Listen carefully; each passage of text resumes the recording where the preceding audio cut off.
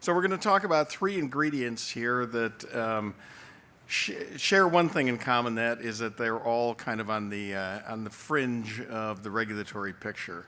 CBD, of course, has been on the market for quite some time. There's products all over the place. Kratom is on the market too, although perhaps in even a more compromised regulatory position than CBD is. And then the third ingredient are mushrooms, and specifically we're going to talk about psilocybin mushrooms. And even having this conversation 15 years ago would have seemed ridiculous to have it at a show like this, right? These are never going to be dietary supplement ingredients, but once we started down the cannabis trail, it seemed like other avenues are opening up. So we're going to have a little conversation about the science behind these products. There's going to be another brief slide presentation about the market, who's buying these products, what kind of consumers they're appealing to, and then we're going to have a discussion in which we'll have a couple regulatory legal experts up here talking about the legal framework. So there's a lot to get through, so we're going to have to do it quickly. This is a few show announcements. If you've been in other sessions here today, you've seen a lot of these already, so I don't think we need to go over them in detail. And then this is a slide that will allow you to access the Vivox app, which we need to do to submit questions. And we've got a couple of questions that we're going to be asking here in just a second via the Vivox app. So if you sign in the Vivox app, very quickly register and you'll come up with, so this is a question of just to get an idea of how familiar people are out there with these. Have any of you ever used any of these? So let us know. I think quite a few people have used CBD. There's been some experimentation in Kratom, and then psilocybin, of course, seems like a step beyond either of those two, but there is this concept out there that people have been engaging with called microdosing, which we'll talk about. In which people are using extremely tiny, subclinical levels of these ingredients, which they purport to have health properties. So it looks like there are some, and another question is, we're going to be talking about this, should FDA regulate CBD as a dietary supplement? Now, we just heard, for those of you who were in the previous session, we heard Dr. Welch from FDA express the agency's opinion, which they've been pretty consistent on, is that because the fact that ingredient was already researched as a drug, it's not appropriate as a dietary supplement. So that's their point of view. Whether that can be changed would be the question. And then I think that we just had the two, right, Susan? Okay, so then the way this is going to work, we're going to have two brief slide presentations, one from Jean Bruno and one from Bethany Gomez. When those are done, we'll have a couple more Vivox questions, and then we'll have Rend and Rick will join us on stage, and we'll have a panel discussion. So with that, I will give it over to Jean Bruno. He's a Chief Scientific Officer of an ingredient supplier in Kentucky, Nutrilland USA. Bethany, he'll hand off to Bethany, and she's the Managing Director of Brightfield Group, which is a market research firm that's done a lot of very helpful work in this area. So, Jean?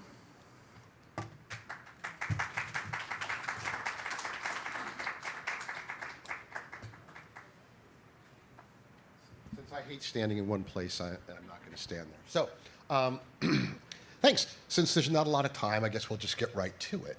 So if I can get my next slide, please. Oh, I got a clicker. Yeah, cool. So let's just start with kratom, all right? So, this is a plant material with a long tradition of use, particularly in Southeast Asia.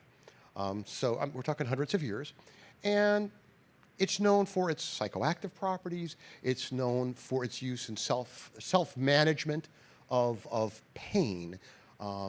It's been used in opioid-type withdrawal. I just had a brief conversation with somebody before here. We were talking about kratom, and he was saying, but doesn't that just like you're switching from one addiction to another? And I'm like, sort of. but it's kind of like saying, I'm smoking cigarettes, and then you're switching from cigarettes to some, nicotine mints. It's a whole lot less harmful, and it does have a history of use for hundreds of years. If you're using it in a similar way, that's not so bad. It's been used to improve work productivity. It's been used for fatigue. Mitragynine,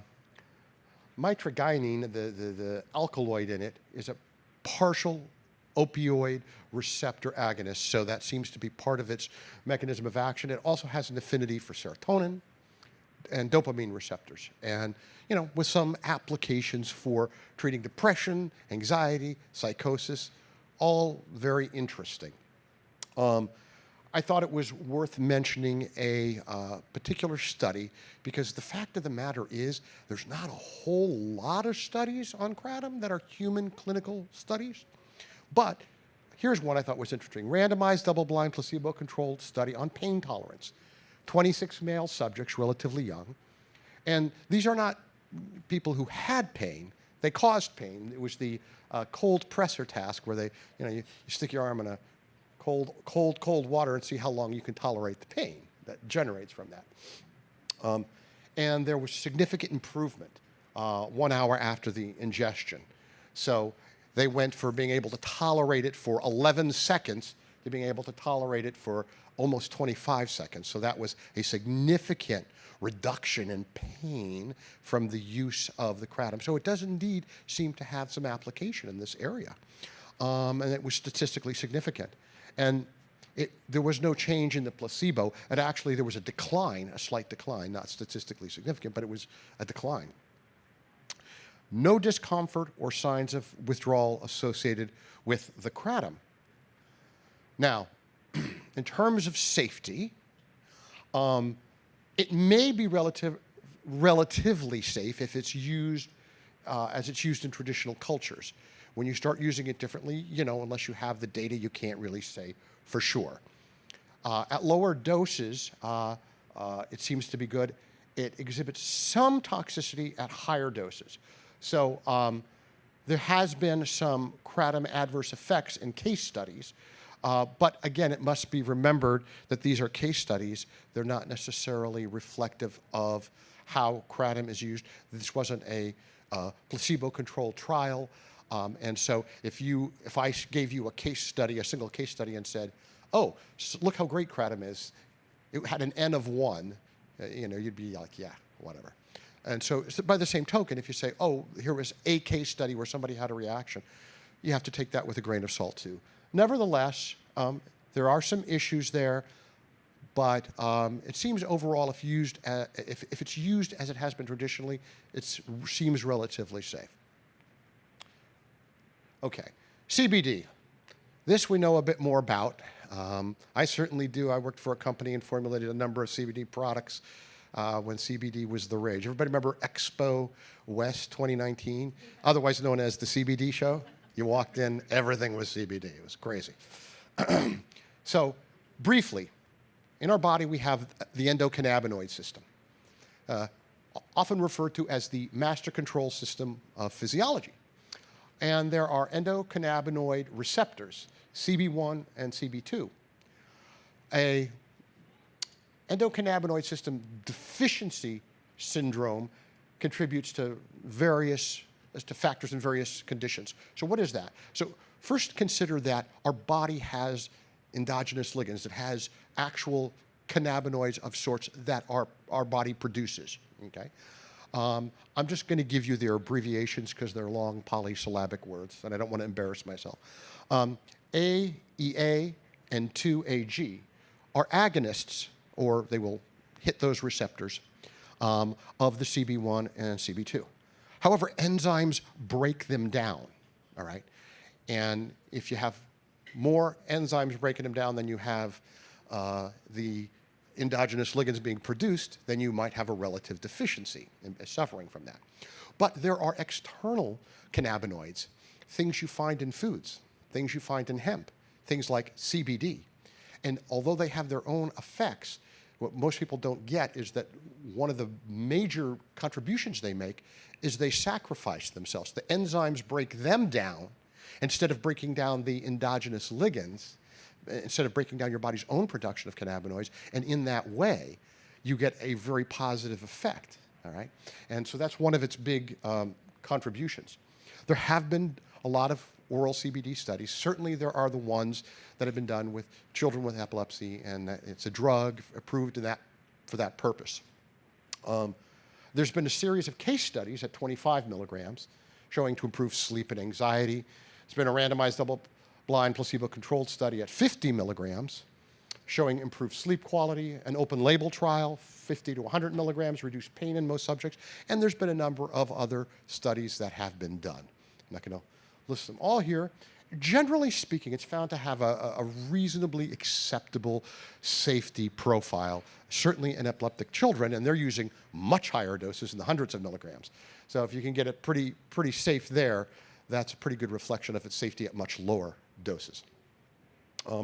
And it has not impaired cognitive function in adults. It's often been said, well, it's a cannabinoid, it's going to have a THC-like effect, and it really doesn't. Anybody who's used CBD and has smoked pot can tell you the difference. Yeah.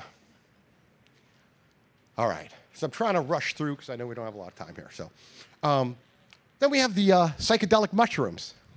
Show of hands, how many people? No, that's okay. Psilocybin, okay, classic hallucinogen, produced by more than 100 species of mushrooms. And it has an affinity for several serotonin receptors, which kind of gives you a bit of a clue as to how it's performing in the body. Medicinal uses may improve suicidal thoughts, reduce them, to be clear, increase ratings of positive mood, improvements in anxiety, improvements with tobacco addiction. Okay. Microdosing. Some research shows benefits in the microdosing, which Hank alluded to. A personal friend of mine says she's working with her psychiatrist, and they're doing microdosing for her. She has bipolar disorder. Again, N of 1, but in the microdosing, she's experiencing some positive results. Okay. And other people are reporting some positive results in the microdosing. But I emphasize that she's working with a licensed healthcare professional to monitor it, okay? And which I think is important if you're talking about the use of a hallucinogen, however small the dose is. Some research does report mild cognitive impairment even with microdosing, all right? Some research reports that you have much greater safety with microdosing than you do at the regular, recreational doses. I'm not going to go into the legal status. I'm going to really save that for the others. I just want to say it is a Schedule I controlled substance. Select states do allow its use in medicinal treatment with different rules. There is no question at the moment, there's no question that it's not legal for use in dietary supplements. So however anybody might like to spin that, it's not like a CBD, it's not even like a Kratom, it's definitely not illegal. So that is pretty much my brief presentation on this, and I turn this over to my esteemed colleague. You gonna stand here or do you want this? I'll take this guy. Okay. All right. Well, now that we know all about what these products do for us or do to, the scientific impacts, I'm going to talk to you about the business landscape of this. Who are the consumers? What is the direction that the market is going? And my goal here is to be able to ground this for you so you can think about this contextually for your business. Are these opportunities? Are there threats? Are they just something to keep an eye on as they move and develop? So all of the data that I'm citing here today comes from Brightfield. We are a consumer insights and social listening company. So there's two different data sources that I'm citing. One is on social listening. We go out and collect all public posts on Instagram, TikTok, and Twitter, then use AI to tag those on various ingredients, product types, consumer need states, things like that. So you can track the volume of conversations and how those are adjusting over time as as well as what people are actually saying about these products. We also go out and run quarterly surveys, census-balanced Gen Pop surveys on adult U.S. consumers, asking all about their usage of a wide variety of products, with a focus on functional foods, functional food, bev, supplements, and emerging substances. So these are the data sources that I'll be citing here today. So let's take a look at what it's telling us. So in terms of, you'll read this graph as what the question asked is, which of the following products have you purchased in the past 3 months? So we can look at incidence rates here.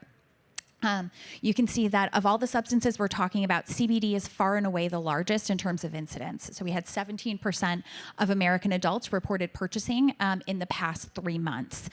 So you can compare that in with cannabis. It's a bit lower than cannabis, lower than some of the largest of the supplements like, vitamin D or multivitamins, but still significantly larger than most of the more targeted supplements that have a tendency of falling below that 12 to 15% mark. We have on here kratom and mushroom supplements. Those are, more of the rishis, the lion's mane, et cetera. Those are each falling in at around 2% of a U.S. adult consumers purchasing. Those come in slightly under psychedelic mushrooms. So even though psilocybin is federally illegal, and we'll hear more about the regulatory frameworks later, or the legal implications later, 3% of American adults reported purchasing psilocybin in the past 3 months. So this is a pretty significant market there. Also incorporated hemp-derived THC. Raise your hand if you know what hemp-derived THC is. All right, good. We've got a few people. So for those of you that aren't familiar, hemp-derived THC is this loophole that has been created between the Farm Bill and the regulated, state-regulated cannabis industry. Essentially, people are taking hemp that is legal through the Farm Bill and genetically modifying that to concentrate the THC and essentially mimic the effects of cannabis. So psychoactive effects, but it's also being sold through, it's completely unregulated in most states and being sold online through smoke and vape shops, through gas stations with little to no testing, licensing, taxation, regulations, et cetera. This was not a product that was widely available or anyone had even heard of about 3 years ago. Now, 10% of American adults reported purchasing these products in the past 3 months. So that's a pretty significant chunk of the population that's starting to consume these products that are, a lot of people have a lot of concerns about the safety profiles of. So let's look at, dig into each of these and look a little bit at the trajectory of these products and how the market is moving. So in the graph here, you can look at the percentage of Americans that reported purchasing these products. We can see with kratom, this is actually ticking downward very slightly over the past year. That incidence rate went from about 3% down to about 2%. We have seen a lot more negative sentiment on social media when we dig into, our social listening around kratom. With a lot of conversations around addictive properties. Whether or not that is scientifically backed, I will leave to my other esteemed colleagues, but this is where some of the conversations are going. What's interesting about kratom is who are the users of these products? They have a tendency of skewing overwhelmingly male, overwhelmingly millennial, a little bit Gen Z, but not as much as you would expect. They are more than 3 times as likely as the general population to also be CBD users, 2.5 times more likely than the general population to be THC users, so cannabis users.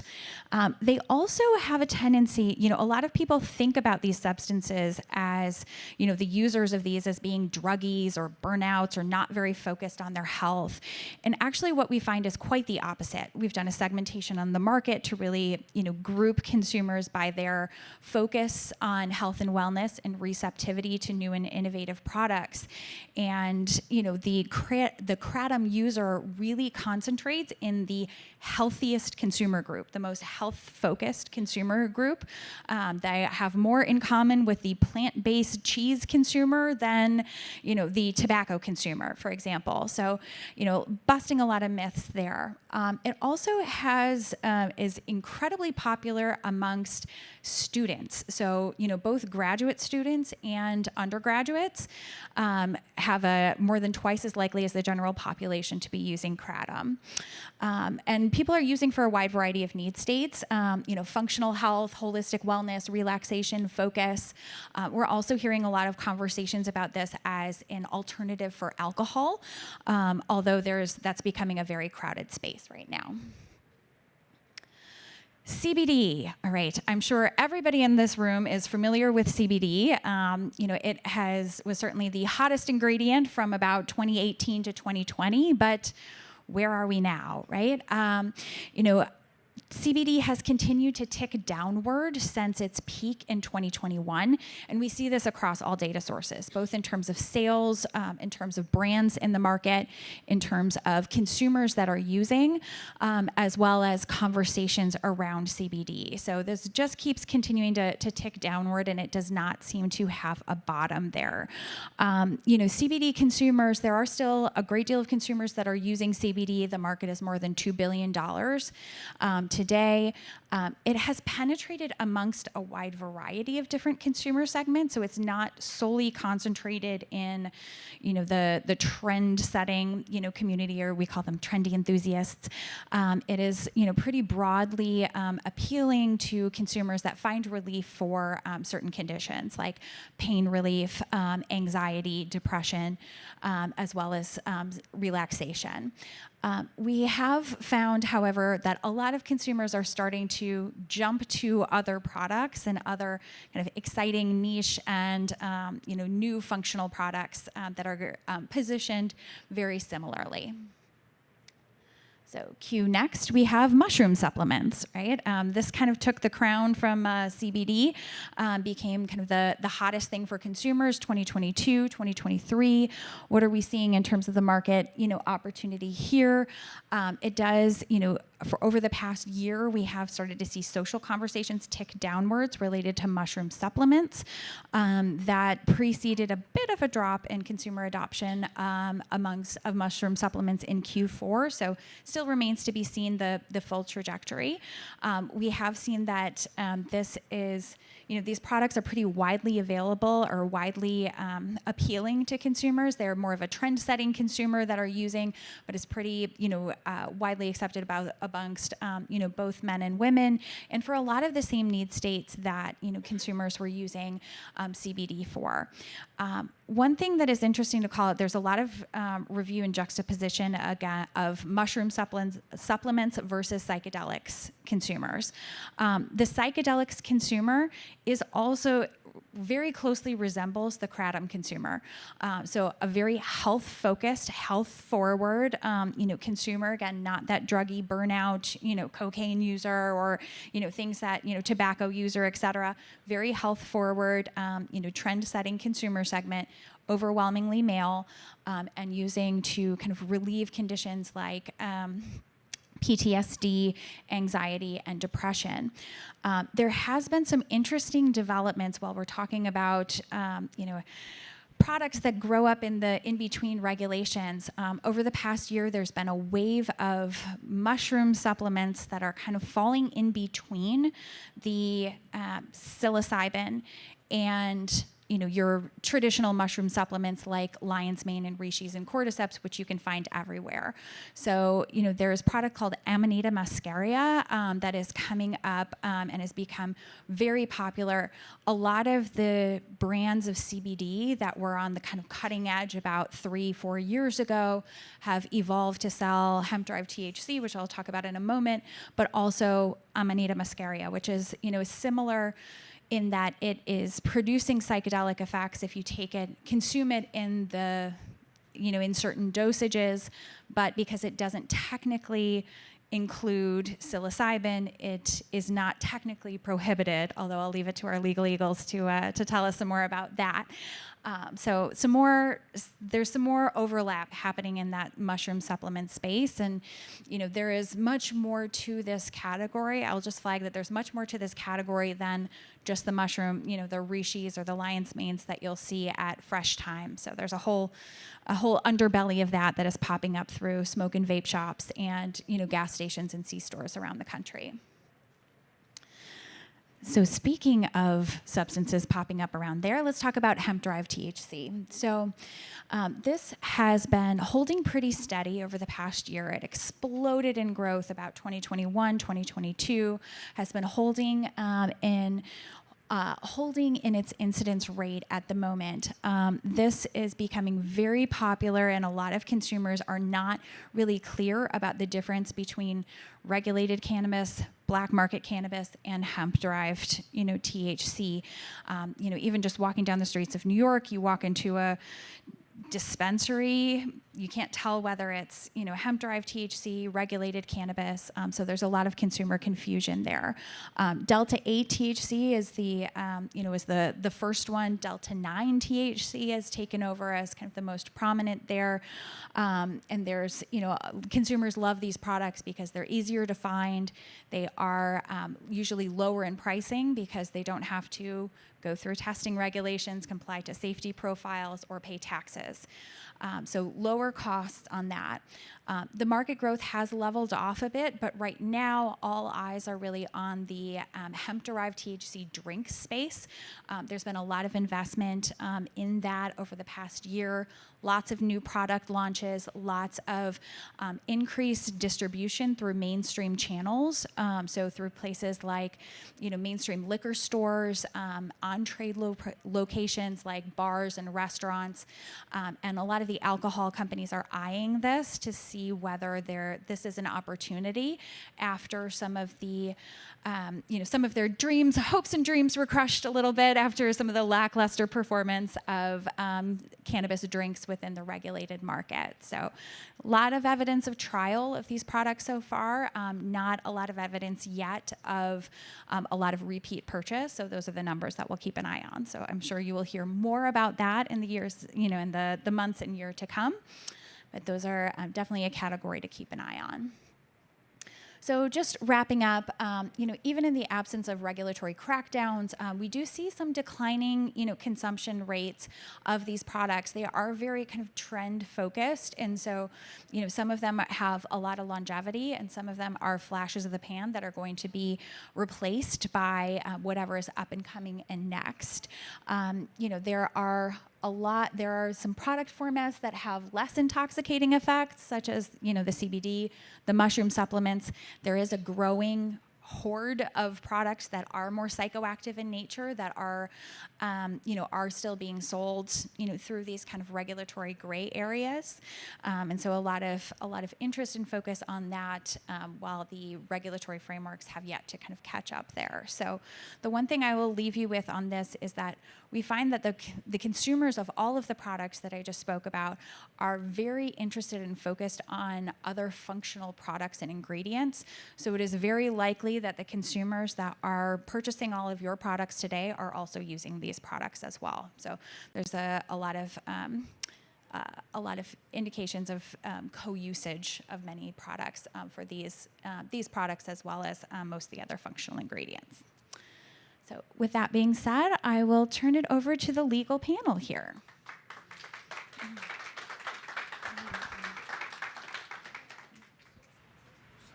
So if I could ask my panelists to join me here on stage. So you've already met two of them, and the two you haven't met are Rend Almondri, and she's at the same company, but it's got a new name. Could you tell us the name there? Yes, our name is now Amin Wasserman Gurnani. So same great firm, just a different name. And Rick, as long as Ren got to say her firm name, why don't you say yours as well? So it's, thanks. It's Collins, Gann, McCloskey, and Barry. We're located in New York. We haven't changed our name in quite a few years, but we do a lot of work in the supplement space. So we've got a couple of VVOX questions once again using our app here. The question is, should kratom be regulated as a dietary supplement too? We asked earlier about CBD. And it looks like we got a few respondents here, and 3 out of 4 think that yes, it should be regulated as a dietary supplement. And one more here. Psilocybin are the most powerfully acting of these. If we were to offer these in micro doses, would that make a difference? Should a micro dose psilocybin product be a dietary supplement? We'll give that just a minute to see how people feel about that. And I think we're sort of settling on the fact that people are a little bit more leery of psilocybin. Oh, well, I guess. And People it's love yes, it. yes for the win. Yay. So now we're going to delve into the the regulatory questions. I'm joined here by my esteemed colleague Rend and Rick, have both had long experience representing companies in this space. Rick has even represented some companies in criminal actions as well. One of the we heard earlier from Dr. Welch about FDA's view on CBD, which seems to be sort of set the benchmark for the rest of these. And I start with CBD because it seemed like, as I mentioned earlier, just having this conversation at all was, almost unthinkable at a trade show like this 20 years ago, right? I mean, these were all Schedule I substances. I don't think anybody knew what kratom even was at the time. And, that's that. Those are drugs, and we don't sell drugs. However, it seemed like a lot of people have decided over the years, citizens in this country, that they ought to have access to cannabis products, and I think it really looks like a kind of a civil disobedience action, over the last 15 years or so, and they kind of started first through the states and pressuring or advocating at the state legislature level for access to these products, and it seems like the kratom people are following a similar game plan. They're going to state legislatures, presenting their case about the benefits of these products and why people ought to have access to them. But then, as Bethany brought out, we've seen the problem with having an unregulated marketplace. So now we've got products of all sorts out there. It's hard to say what's in some of them, how carefully they're made. It just seems like, we may just be skating along the precipice of there really being a problem with one of these products and injuring people, if they've been incorrectly manufactured. So with that in mind, I mean, if we start with CBD, it just seems like, do you feel like both, Rend or Rick, you could both respond to this, sans there being a law that's written, goes through Congress specifically exempting CBD from the so-called drug exclusionary process, do you think that's where we're at, is the CBD is going to continue to be the gray market that it is today?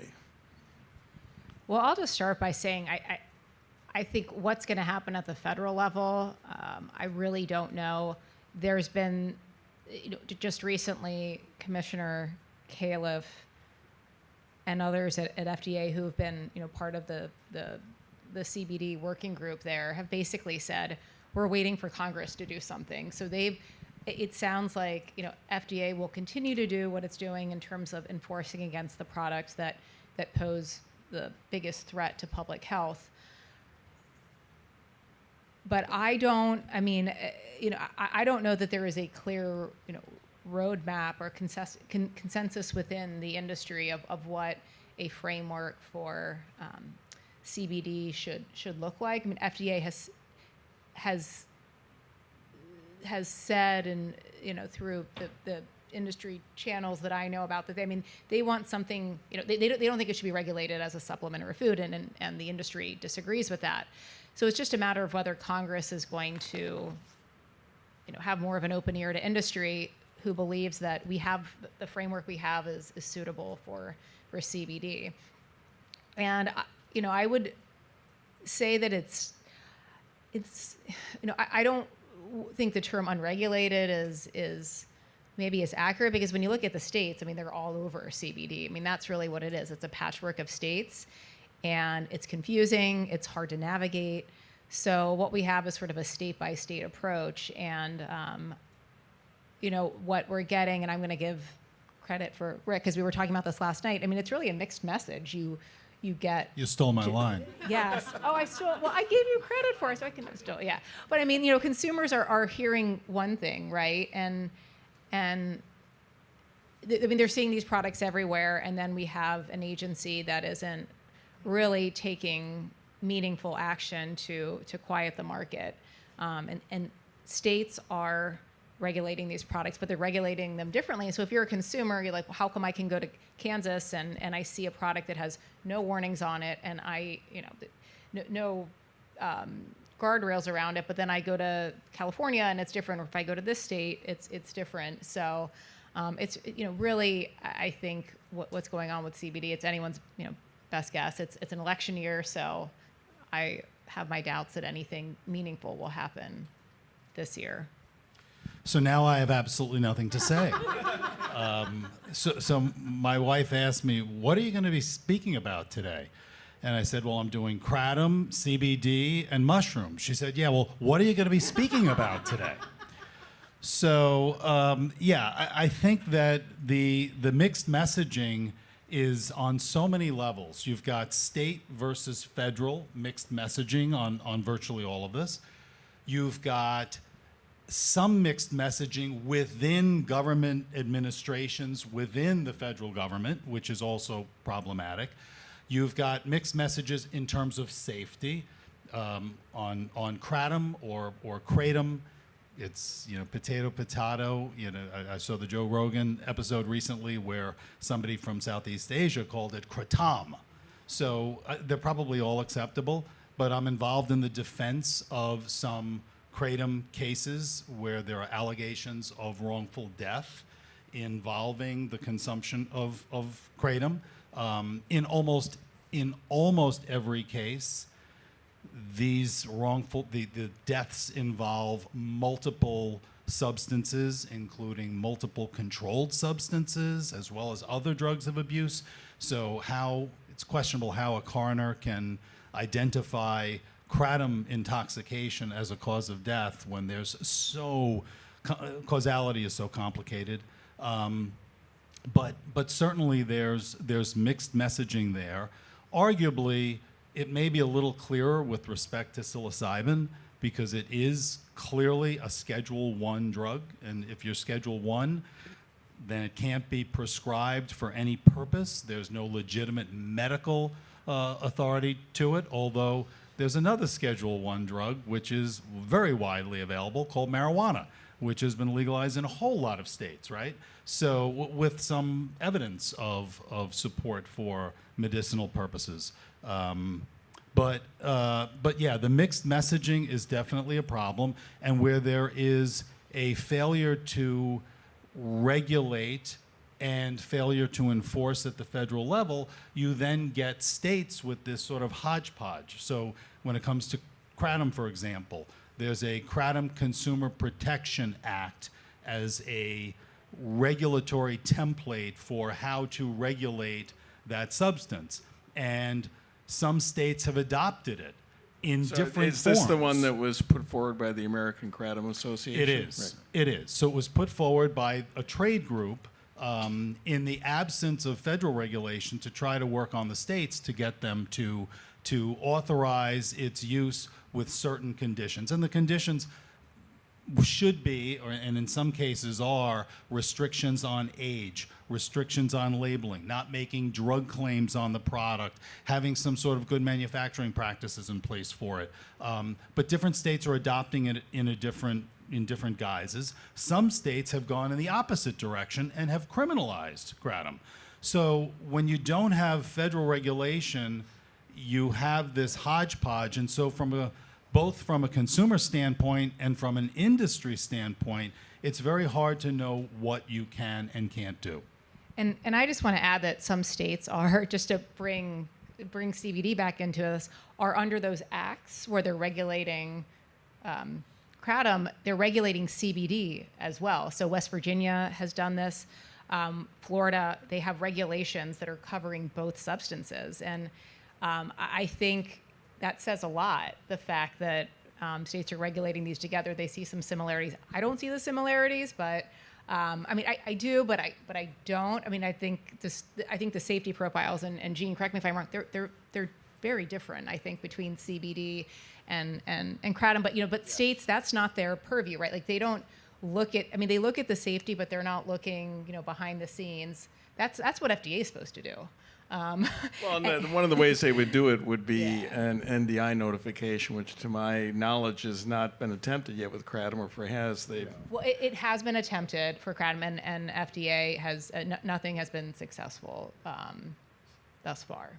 So. I'm surprised that it even was attempted, Knowing what the outcome given the is gonna be safety before it. profile and FDA's sort of public statements on the fact. Well, the company that submitted, I mean, I think felt very strongly about it and felt that they had a good chance of getting it successfully through FDA. So I mean, I didn't see it, I didn't review it, but I think what FDA would probably want to see is, but they don't think they have the authority or the ability to do it.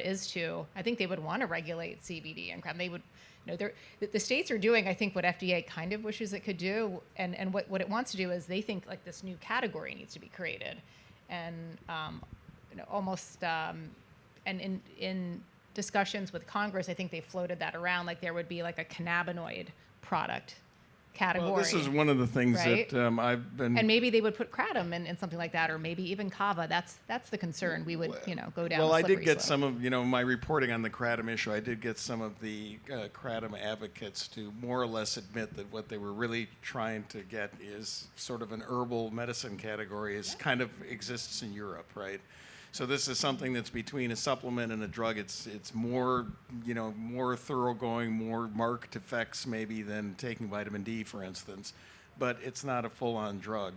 I know there were discussions way back in Deshay days about creating that, and it was sort of stillborn at that time, and a lot of the herbal supplements got shoved into the dietary supplement realm, which is kind of a fit, but there's some people who, formulate those products who wish they didn't have to operate under those strictures. And I guess that would be where, this whole idea about, maybe microdosing psilocybin would come in. And I understand it's a Schedule I drug, and I understand it's got powerful effects. But on the other hand, last year in the summer, there was a whole trade show in Denver that was just about psychedelics, right? And I couldn't imagine that happening even 5 years ago, yet here we are. So I think, there is obviously a big push on the part of consumers. There are enough of them saying we want access to these products that people have to sit up and take notice. So, I mean, is that to me just seems, given the state of affairs, creating this kind of quasi-medical category is stillborn, or is there an opportunity there, do you think? Well, I know because I'm looking at Duffy here because we've had discussions about this quasi herbal category, years ago, and I think it's really controversial, and I almost don't want to say that I don't think it's a terrible idea, but at the same time, who would have the authority? Well, that's to what I mean. do There's that? so many. It's that that expression, overused expression, the devil's in the details, but. Is there some wisdom in creating a category? And I think the problem is there's such a distrust of FDA and what they would do with it, and what types of substances they would put in it. So it's not going to be relegated just to cannabinoids. Whether and I'm not saying I agree that that they can't be regulated under the current framework. I think CBD can be. I don't know enough about Kratom to comment on that, but. There could be some benefit, right? If you have it kind of like a European model, maybe you can make some claims. Maybe you can get something out of it. I'm not saying just create this category just for the sake of regulating these products in a more strict manner. I think there's an argument that they should be, and I think botanicals in general have special considerations that warrant, some additional types of testing and things like that. So I think it's an interesting idea, but we'd have to be really careful, about guardrails, because other substances, like I said, it's a slippery slope thing. And I get that the industry would be sort of nervous about this category where products that have been generally available, things like kava, and that have some psychoactive properties would be grouped into that, and maybe consumer access would be at risk. So, Right. And how would you square that with the existing state laws then? Becomes a whole nother question. Bethany, just to bring you into the conversation here briefly, when you look at the declining use rates for some of these ingredients, was there any data you captured in your monitoring of the market that indicated people were starting to have second thoughts about these products because of some of these things that have been shared? Yes, certainly with Kratom in particular, that was, Kratom hasn't made it mainstream the same way that CBD has. We saw some of those usage rates that were, about 17% of the population on CBD versus, 2 to 3% on Kratom. But I've seen over the past year a big boost in negative sentiment around Kratom, particularly around some of these addictive properties and things of that nature. So there is some pushback that is coming. Meanwhile, there's the consumers, as you mentioned, around psychedelics. There's a growing excitement around psychedelics, particularly around some of the states that have decriminalization in Oregon and Colorado and some of those areas. So we expect that that excitement to kind of keep building. But then a lot of concerns that, as the genie was kind of let out of the bottle with CBD and with, coming mainstream, and now this hemp-derived THC, and now, the Amanita muscaria, and, some of these other products that, the FDA is just so far behind, and the product development goes so quickly that it's very difficult for them to be able to regulate, with the amount of time it takes them to just figure out what's happening with these products. Product development has moved, has accelerated, and the market's totally different from the time that they started looking at it. So there's a lot of concerns about safety, I think, popping up, but still a lot of consumer appetite in many of these categories. In that aspect, it kind of reminds me of the situation that, Rick will be very familiar with at, one point during the steroid story where analogs were appearing so fast that weren't on the lists. Yeah. And, a specific law was written as a mechanism to work with that, right? Right, sure. So there was a time when, and I do a lot of work in sports nutrition, and I do a lot of criminal defense work in sort of sports nutrition and where hardcore bodybuilding meets legal and regulatory issues. And there was a law that basically enumerated a bunch of anabolic steroids. And so crafty chemists came up with the idea, well, let's pick some things that are a molecule, a few little tweaks away. And so the 1990 law was replaced by a 2004 law. That didn't work either, so that was replaced by a 2014 law. And all the while, chemists try to come up with these crafty configurations to kind of skirt around the configurations. I will say that one of the negative effects of attempting to regulate a substance that the government doesn't like, if it fails, it sends sort of the opposite message to industry. So, for example, there were efforts to, at some point, criminalize a product category called SARMs, which are selective androgen receptor modulators.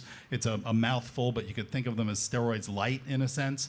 And so Congress had a 2018 attempt called the SARMs Control Act, reintroduced it in 2019 again. It never went anywhere. And when FDA and Department of Justice goes after the handful that they choose of SARMs brands or manufacturers who bring these products out, what I get from industry is, well, I saw those two failed laws, so I thought it was still okay, and I was waiting until that law passed before I actually did something. And similarly, on Kratom, the DEA in 2016 attempted to just sort of emergency schedule Kratom as a Schedule I drug, and that went nowhere. And so you get, a certain willful blindness segment of the industry who then says, well, if that attempt, that effort failed, then I'm just going to wait until something actually passes. And they don't really look at, DSHEA compliance. They don't look at the FDA angle of things. They just look at those other aspects.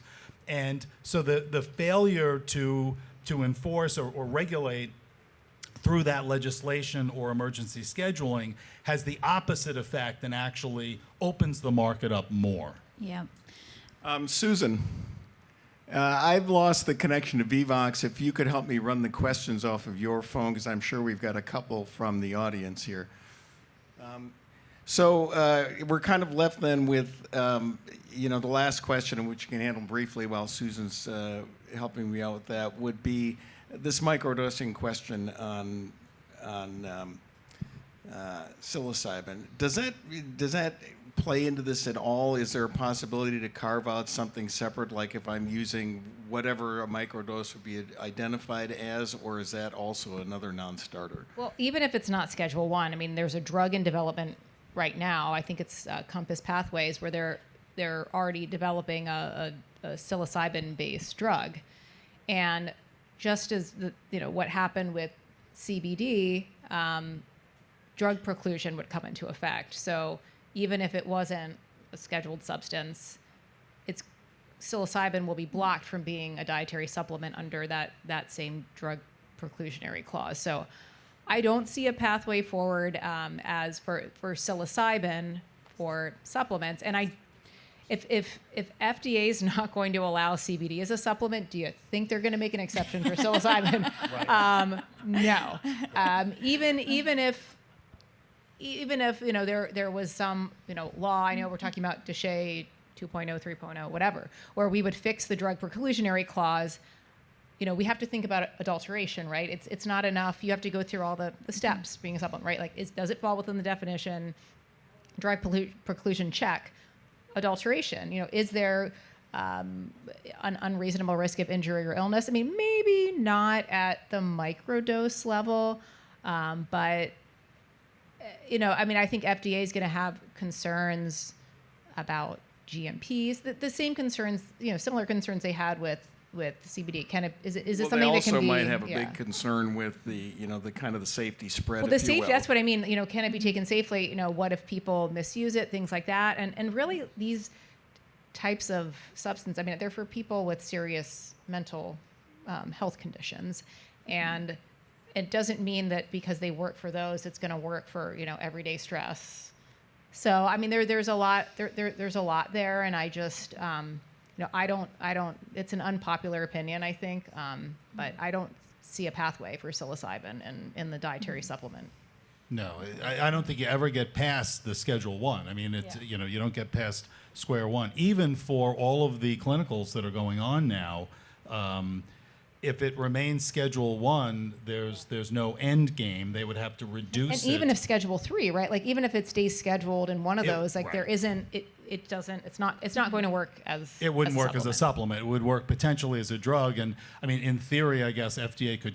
DEA could keep it as Schedule 1 and Schedule 3 at the same time, which they did with a particular form of GHB called Xyrem. So GHB it remains a Schedule 1 drug, but it gave authorization to a particular company to make it as a drug product.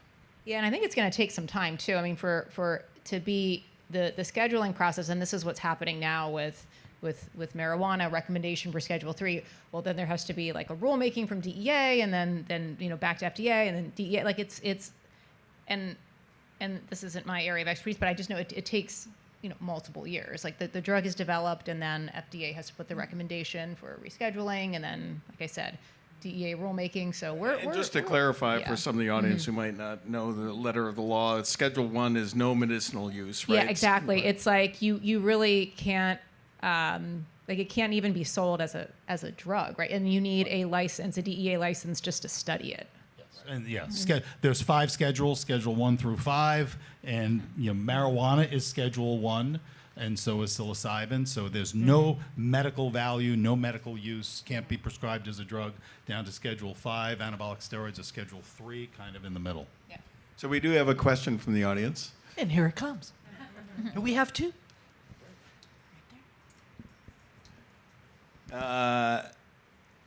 This says not a question, but just a statement that the TGA has already had the category 1 to 5 for cannabidiol.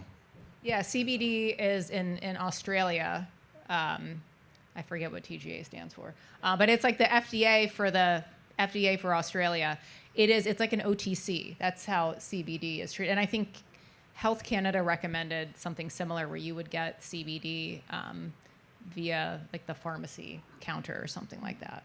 And another question, what happens when FDA shows up to do a dietary supplement GMP inspection and the facility is running CBD? Do they just close their eyes? Oh, well, I haven't. We've encountered this with our clients a few times, and I think it depends. We've had clients visited by FDA, and they have not received 483s. As far as we know, they've made some observations, but nothing that led to a warning letter. So, again, with the mixed messaging here, right? It's like FDA's inspecting them, and companies are showing their records and their compliance, and for whatever reason, FDA has not taken any action, any compliance action Specifically about CBD. Yeah, right. to that, I mean, they would. I mean, I think if there were claims or something else, that would probably lead to some potentially a warning letter. But I know for a fact that FDA has visited plenty of CBD firms in the U.S. and just hasn't taken further action. And it's somewhat ironic that I've defended many clients who were prosecuted on a theory of willful blindness.